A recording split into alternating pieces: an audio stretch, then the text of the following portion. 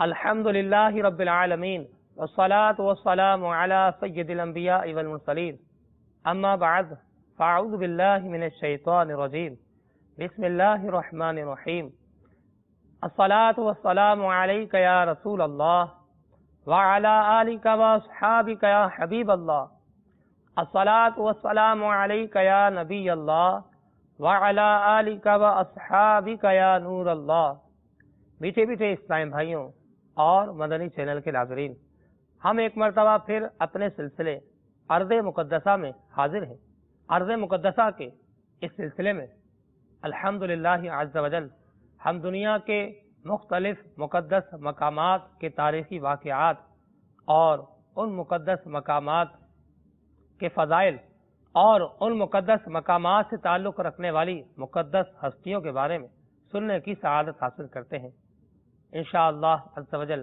آج کے ارض مقدسہ کے اس سلسلے میں ہم ہندوستان کے متعلق سنیں گے۔ ہند کیسا ملک ہے کہ اس میں دین اسلام کی ترویج و اشاعت کے لیے اللہ تبارک و تعالیٰ نے کیسی مقدس ہستیوں کو پیدا کیا کہ جنہوں نے اپنی ساری زندگی اس دین اسلام کی خاطر قربان کر دی، اور ان مقدس ہستیوں نے ہندوستان میں پیدا ہو کر پوری دنیا میں دین اسلام کا نام روشن کیا۔ ان مقدس ہستیوں میں سر فہرست اعلیٰ حضرت رحمۃ اللہ تعالی علیہ خواجہ غریب نواز رحمۃ اللہ تعالی علیہ، حضرت شیخ عبدالحق محدث دہلوی رحمۃ اللہ تعالی علیہ، جنہوں نے سرزمین ہندوستان پر حدیث کا درس دے کر لوگوں کو علم حدیث سکھایا اور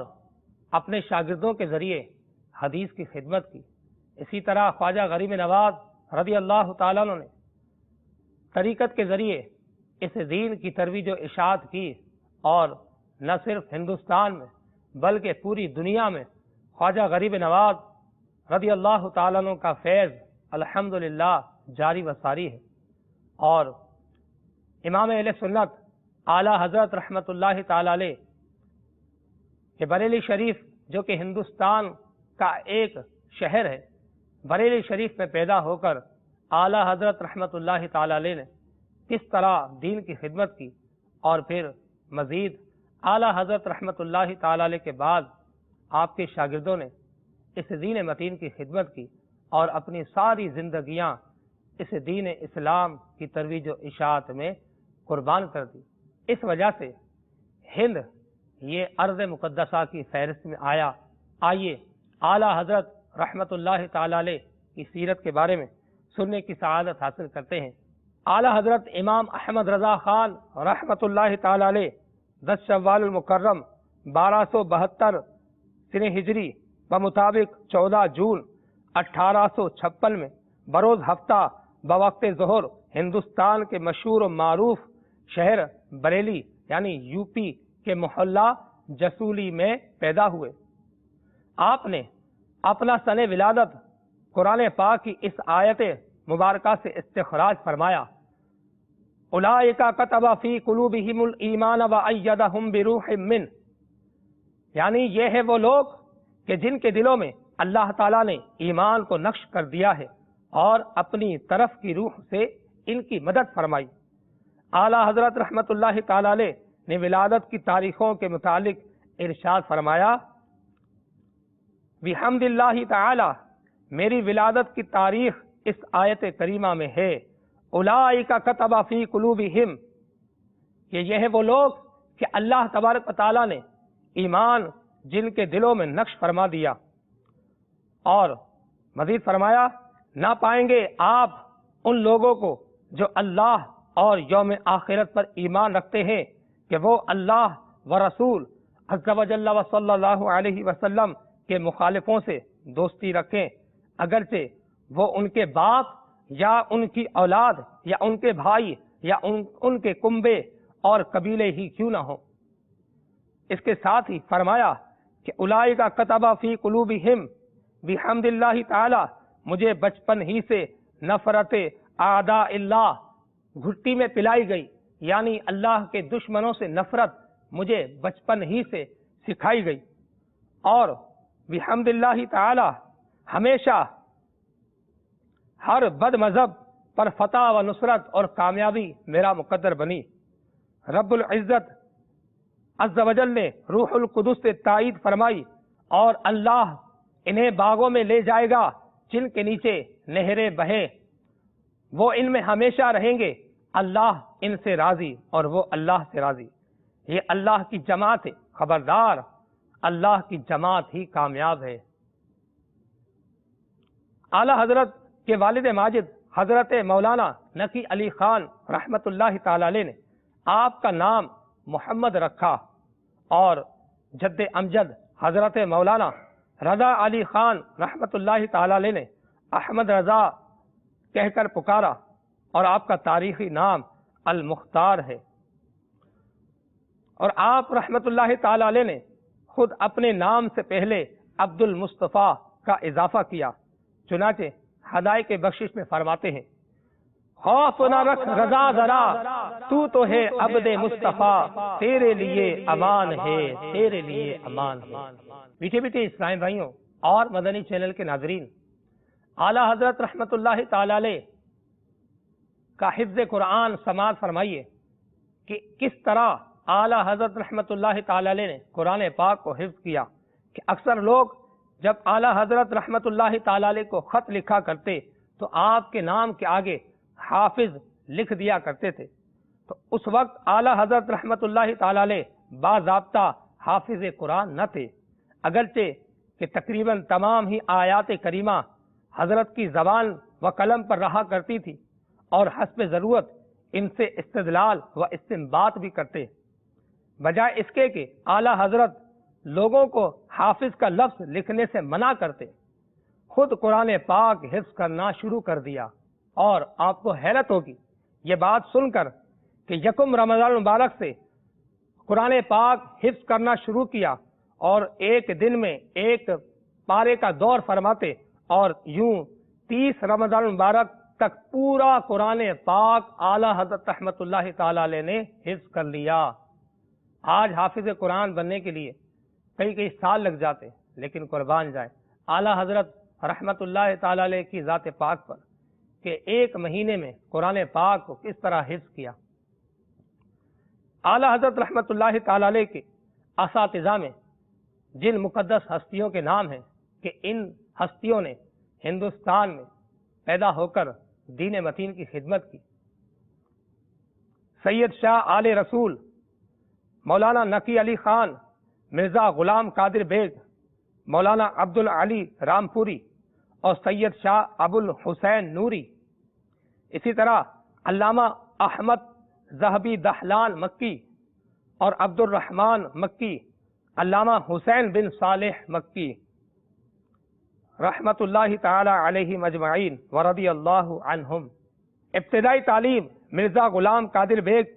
رحمت اللہ تعالی علیہ سے پائی، اور اکثر علوم دینیہ عقلیہ و نقلیہ اپنے والد گرامی حضرت مولانا نقی علی خان رحمت اللہ تعالی علیہ سے سیکھی، اور جب زیارت حرمین شریفین کے لیے مکہ مکرمہ گئے تو وہاں کے علماء سے بھی استفادہ کیا اور اسناد حاصل کی۔ 14 شعبان المعظم 1286 سنہ ہجری 1869 عیسوی کو 14 برس کی عمر میں اعلی حضرت امام احمد رضا خان رحمت اللہ تعالی علیہ نے درس نظامی کی تمام مروجہ کتب پڑھ کر اسناد و دستار فضیلت حاصل کر لی۔ آپ رحمت اللہ تعالی علیہ جمی علوم میں مہارت تامہ رکھتے، اور حقائق و شواہد سے معلوم ہوتا ہے کہ آپ کو کم و بیش 55 علوم پر عبور حاصل تھا۔ والد ماجد مولانا نقی علی خان رحمت اللہ تعالی علیہ سے کئی علوم حاصل کیے، چونکہ اعلی حضرت رحمت اللہ تعالی علیہ کے والد ماجد حضرت مولانا نقی علی خان رحمت اللہ تعالی علیہ، جنہیں رئیس المتکلمین کہا جاتا ہے، یعنی علم کلام میں عبور رکھنے والے تھے، اپنے والد ماجد سے علم القرآن، علم تفسیر، علم حدیث، اصول فقہ، علم نحو، علم منطق، علم صرف، علم معانی، علم بیان، علم بدی اور علم مناظرہ، علم فلسفہ، علم تکثیر اور علم حیت اور علم حساب اور ہندسہ سیکھے۔ اس کے علاوہ اعلیٰ حضرت رحمۃ اللہ تعالی علیہ قراءت، علم تجوید، تصوف اور اخلاق، اسماء الرجال اور سیرت اور تاریخ اور لغت کے کئی علوم میں مہارت رکھتے تھے۔ میٹھے میٹھے اسلامی بھائیوں اور مدنی چینل کے ناظرین، سیدی اعلیٰ حضرت رحمۃ اللہ تعالی علیہ کی ساری زندگی شریعت مطہرہ کی پاسداری میں بسر ہوئی۔ آپ رحمۃ اللہ تعالی علیہ کی شخصیت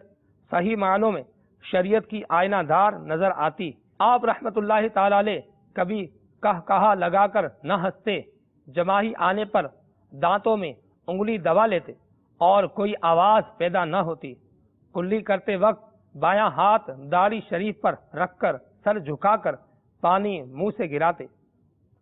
اور قبلے کی طرف رخ کر کے کبھی نہ تھوکتے، نہ ہی قبلے کی طرف پاؤں مبارک دراز کرتے۔ فرض نماز با امامہ پڑھا کرتے اور خط بنواتے وقت اپنا کنگا اور شیشہ استعمال فرماتے۔ مسواک کیا کرتے اور سر مبارک میں تیل بھی ڈلواتے۔ کسی بھی چیز کے لینے کے لیے سیدھا ہاتھ ہی استعمال فرماتے۔ اگر کبھی لیتے وقت الٹا ہاتھ آگے بڑھایا تو فوراً دست مبارک روک لیا اور فرماتے کہ سیدھے ہاتھ میں لیجئے کہ الٹے ہاتھ میں شیطان لیتا ہے۔ میٹھے میٹھے اسلامی بھائیوں اور مدنی چینل کے ناظرین، دیکھا آپ نے کہ اعلیٰ حضرت رحمۃ اللہ تعالی علیہ نہ صرف خود سنتوں کے مطابق زندگی گزارتے بلکہ دوسروں کو بھی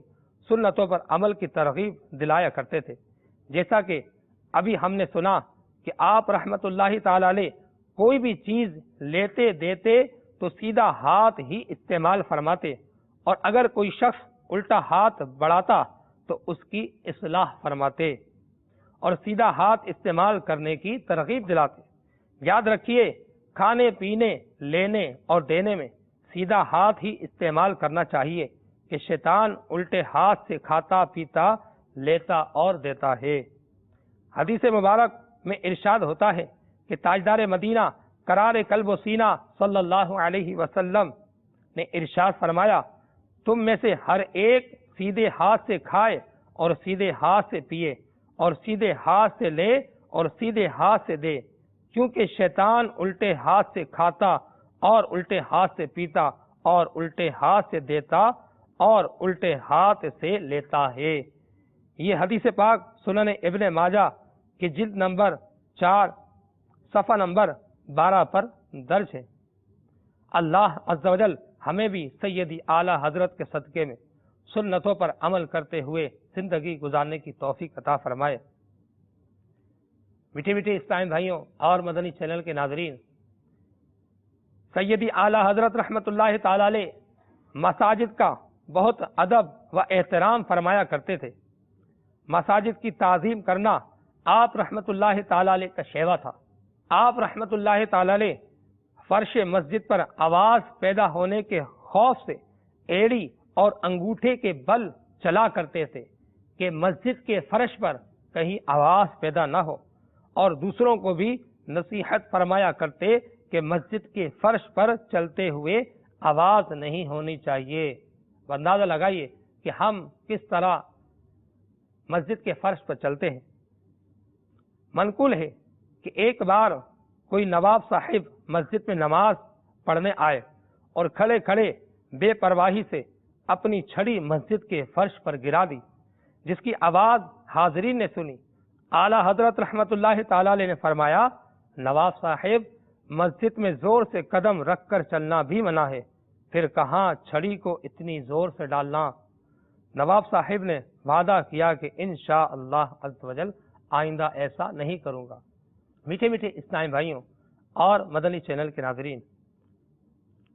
آپ نے سنا کہ سیدی اعلیٰ حضرت رحمۃ اللہ تعالی علیہ مسجد کا کیسا ادب کیا کرتے تھے کہ چھڑی زور سے گرانے پر بھی نواب صاحب کی اصلاح فرما دی، اور خود بھی آواز پیدا ہونے کے خوف سے فرش مسجد پر ایڑی اور انگوٹھے کے بل پر چلا کرتے۔ مگر افسوس کہ ہمیں مساجد کے ادب کا ذرا بھی پاس نہیں۔ اور نہ جانے کیسے کیسے خلاف ادب کام ہم مسجد میں کرتے ہیں۔ یاد رکھیے ہر اس کام سے مسجد کو بچانا ضروری ہے جس سے مسجد کا تقدس پامال ہوتا ہو۔ دنیاوی باتیں، ہنسی مذاق، غل غپاڑا اور اسی طرح کی لغویات کے لیے مسجدیں نہیں بنائی گئی، بلکہ مسجدیں تو عبادت الہی کے لیے بنائی گئی ہیں۔ میٹھے میٹھے اسلامی بھائیوں اور مدنی چینل کے ناظرین، حضرت محدث اعظم ہند علامہ سید محمد محدث کچھوچوی رحمۃ اللہ تعالی علیہ، اعلیٰ حضرت رحمۃ اللہ تعالی علیہ کی قوت حافظہ اور علمی قابلیت کو بیان کرتے ہوئے فرماتے ہیں کہ جب دارالافتاء میں کام کرنے کے سلسلے میں میرا بریلی شریف میں قیام تھا تو رات دن ایسے واقعات سامنے آتے تھے کہ اعلیٰ حضرت کی حاضر جوابی سے لوگ حیران ہو جاتے۔ ان حاضر جوابیوں میں حیرت میں ڈال دینے والے واقعات وہ علمی حاضر جوابی تھی جس کی مثال سنی بھی نہیں گئی۔ مثلا سوال آیا، دارالافتاء میں کام کرنے والوں نے پڑھا اور ایسا معلوم ہوا کہ نئی قسم کا حادثہ دریافت کیا گیا، یعنی نئے قسم کا معاملہ پیش آیا ہے اور جواب جزیہ کی شکل میں نہ مل سکے گا، فقہائے کرام کے اصول عامہ سے استنباط کرنا پڑے گا، یعنی فقہائے کرام رحمہم اللہ السلام کے بتائے ہوئے اصولوں سے مسئلہ نکالنا پڑے گا۔ اعلیٰ حضرت رحمت اللہ تعالی علیہ کی خدمت میں حاضر ہوئے تو عرض کی، عجب نئے نئے قسم کے سوالات آ رہے ہیں، اب ہم لوگ کیا طریقہ اختیار کریں؟ سنیے، فرمایا یہ تو بڑا پرانا سوال ہے۔ ابن حمام نے فتح القدیر کے فلاں صفحے میں، ابن عابدین نے رد المحتار کی فلاں فلاں جلد اور فلاں فلاں صفحے پر، اور فتاوی خیریہ میں یہ عبارت صاف صاف موجود ہے، اور جب کتابوں کو کھولا جاتا تو صفحہ سطر جو بتائی ہوتی عین وہی صفحہ اور وہی سطر پاتے۔ اور اس خداداد فضل و کمال نے علماء کو ہمیشہ حیرت میں ڈالے رکھا کہ کس طرح اعلیٰ حضرت رحمت اللہ تعالی علیہ ہر کتاب کا صفحہ نمبر بیان کیا کرتے اور جلد نمبر بتا دیا کرتے کہ فلاں جلد میں جا کر اس مسئلے کو دیکھ لو۔ سبحان اللہ، اعلیٰ حضرت رحمت اللہ تعالی علیہ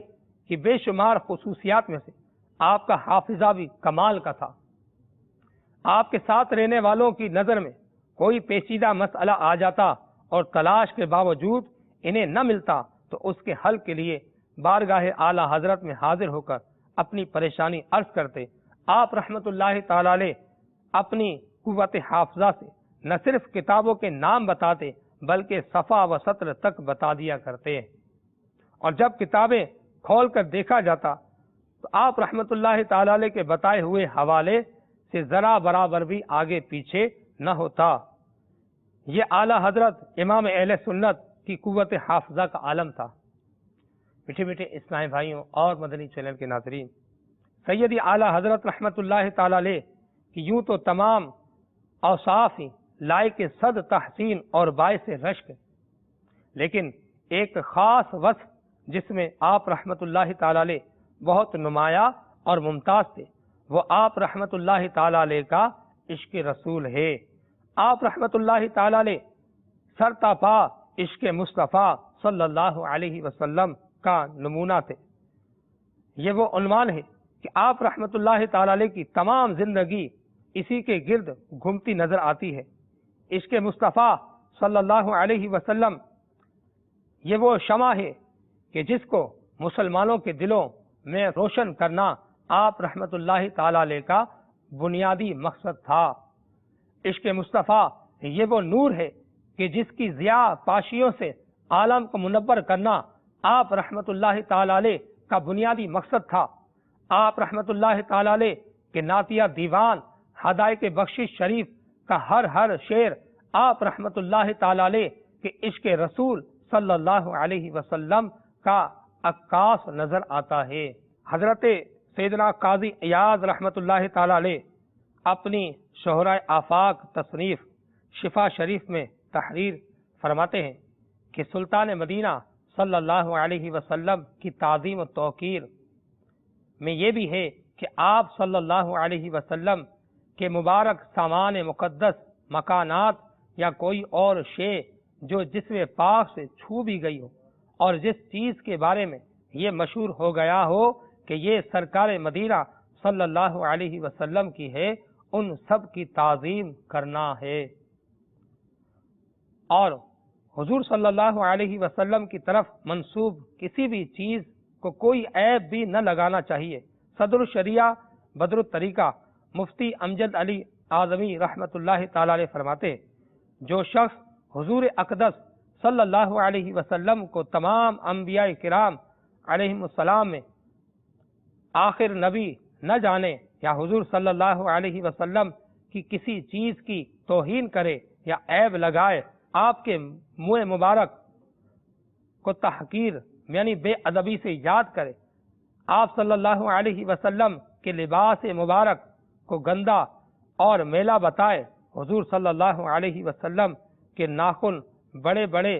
کہے، یہ سب کفر ہے۔ بلکہ اگر کسی کے اس کہنے پر حضور صلی اللہ علیہ وسلم کو کدو پسند تھا، کوئی یہ کہے کہ مجھے پسند نہیں، تو بعض علماء کرام کے نزدیک کافر ہے، اور حقیقت یہ ہے کہ اگر اس حیثیت سے اسے ناپسند ہے کہ حضور صلی اللہ علیہ وسلم کو پسند تھا تو واقعی کافر ہے۔ یوں ہی کسی نے یہ کہا کہ حضور اقدس صلی اللہ علیہ وسلم کھانا تناول فرمانے کے بعد 3 بار انگشت مبارک چاٹ لیا کرتے تھے، اس پر کسی نے کہا کہ یہ ادب کے خلاف ہے، یا کسی سنت کی تحقیر کرے، مثلا داڑھی بڑھانا، مونچھیں کم کرنا، امامہ باندھنا یا شملہ لٹکانا، ان کی اہانت یعنی توہین کفر ہے،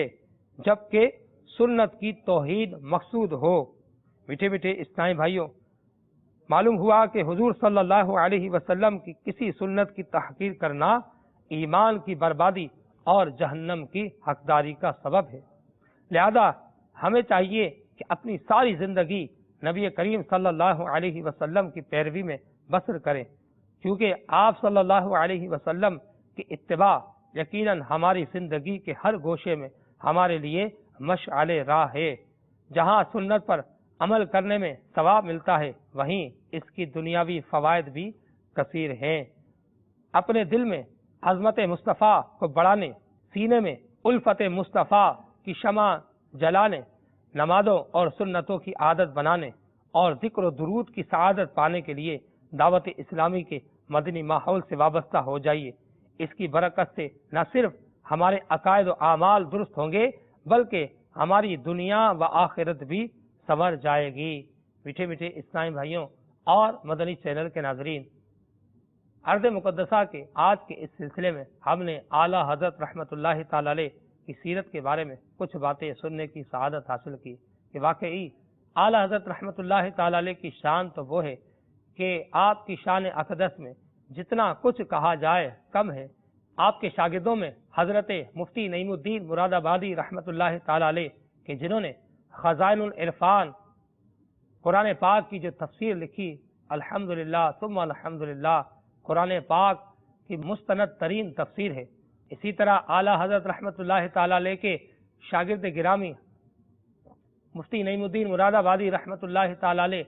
کے شاگرد حضرت مفتی احمد یار خان نعیمی رحمۃ اللہ تعالی علیہ کی تفسیر نعیمی اور تفسیر نور العرفان، اور اس کے علاوہ ذخیرہ احادیث میں سیاہ ستہ یعنی 6 مستند حدیث کی کتابیں، ان 6 احادیث کی کثیر احادیث مشکات المصابیح میں درج ہیں، اور مشکات المصابیح کو یوں کہا جاتا ہے کہ سیاہ ستہ کی اکثر احادیث کے مضامین مشکات المصابیح میں مل جاتے ہیں، اور مشکات المصابیح کی شرح اعلیٰ حضرت رحمۃ اللہ تعالی علیہ کے شاگرد اور ان کے بھی شاگرد حضرت مفتی احمد یار خان نعیمی رحمۃ اللہ تعالی علیہ نے میرات المناجی کی صورت میں لکھ کر اس امت پر بڑا احسان کیا۔ اللہ تبارک و تعالی ہمیں ان مقدس ہستیوں کے مقام و مرتبے کو سمجھنے کی سعادت نصیب فرمائے، آمین بجاہ نبی الامین صلی اللہ علیہ وسلم۔ یہ مقام